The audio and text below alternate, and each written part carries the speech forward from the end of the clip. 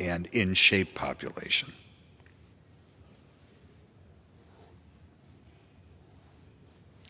The next thing that not only the press should be paying attention to, but quite frankly, the business lobbyists should be paying attention to, is something called the PRO Act. The PRO Act passed the House of Representatives 2 terms in a row. It is being held up in the Senate right now only because of the filibuster rule, and depending upon what happens in the elections in November, one could easily see the PRO Act become law. The American public does not know what is in the PRO Act. Lobbyists in this building who should know better don't know about the PRO Act. We are very close to changing the labor laws in this country, where you can wind up having an election to unionize with only 14 days advance notice.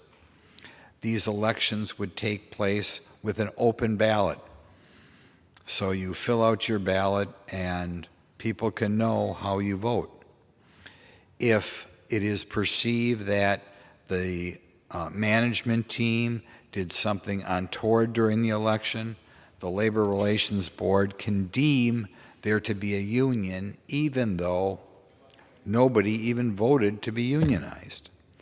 It can create a situation in which different franchisees can be lumped together, and even though no employees in one location want to unionize, they can be forced into a union. It would be a fundamental change in the way we do business in this country. I have nothing against people who belong to a union, but this would overwhelmingly shift the bias towards forcing people to join a union when they don't necessarily want to. It's something our business groups, whatever association it is, they should familiarize themselves with it and make sure their members know what could very easily happen. I also think the PRO Act has been very under-publicized by our press corps.